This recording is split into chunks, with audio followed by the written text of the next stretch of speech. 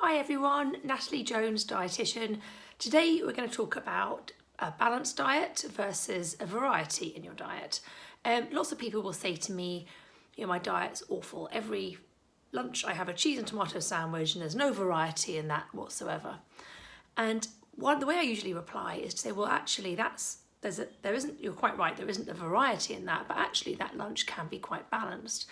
And the reason why I would say that is because if we think about a cheese and tomato sandwich, we've got the food groups covered for carbohydrate in the bread, we've got fruit and veg, we've got tomato in there, and we've also got some dairy. So we've got dairy protein with the cheese. So when we think about the actual balance, somebody having that every day isn't such a bad thing. They're getting some of those groups, and really what we're looking at is a balanced diet over a whole day and over weeks.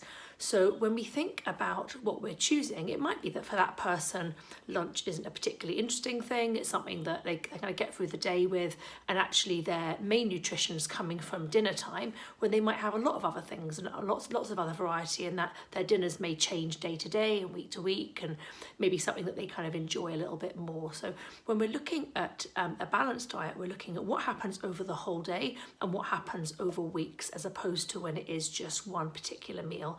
And even if we're looking at one meal, trying to get at least 2 food groups in each one. So even if we're having breakfast cereal where there's carbohydrate and dairy and maybe adding fruit to that, you've covered 3 food groups.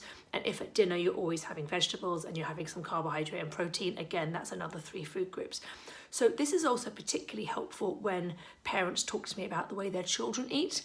And they'll often say, well, my child only ate apples all day on that day, and that's not healthy. And of course it's not healthy when someone's doing that indefinitely, but actually that child over a week may eat very different things, and the next day they might decide that they like potatoes, and the next day they might decide they like chicken. And if we look over those kind of 3 days, a lot of the food groups will have been covered, and that can take a little bit of the anxiety out of worrying about the kind of detail of what's in absolutely every meal.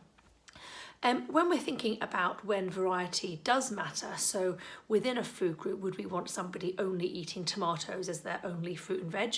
No, we wouldn't, because when we're thinking about the types of vitamins that are in fruit and veg, a lot of them are linked with the colour of that fruit and veg. So one guide is, when we're looking at fruit and vegetables, to think of kind of eating the rainbow, so having lots of different colours, so having some green fruit and veg, having some red, having purple in terms of kind of beetroot and aubergines and different things, and kind of getting as much variety of colour as possible.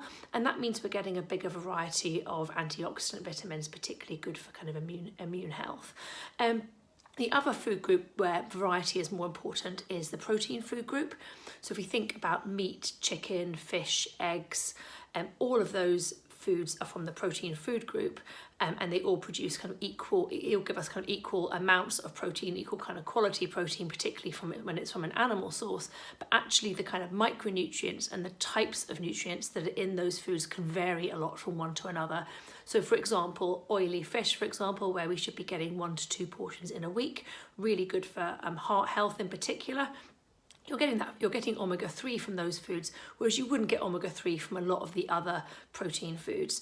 Another example would be iron in red meat. For example, we know that we absorb iron better from red meat than we do from other sources, but you wouldn't be getting that iron as much and as good kind of bioavailability as you in things like eggs or beans or pulses and that side of things. So in terms of the fruit and veg side of things, and also the protein, we do want to get a variety in, but that variety doesn't have to be in a couple of days. It can be over weeks, it can be over months. To kind of be reassuring, we don't get deficient in vitamins and minerals over days and weeks. It's more kind of weeks, months, kind of going on. So having a couple of days where you're eating very similar things is not a problem. It's kind of looking at that kind of wider picture. So hope that's helpful, and I'll be back soon. Okay.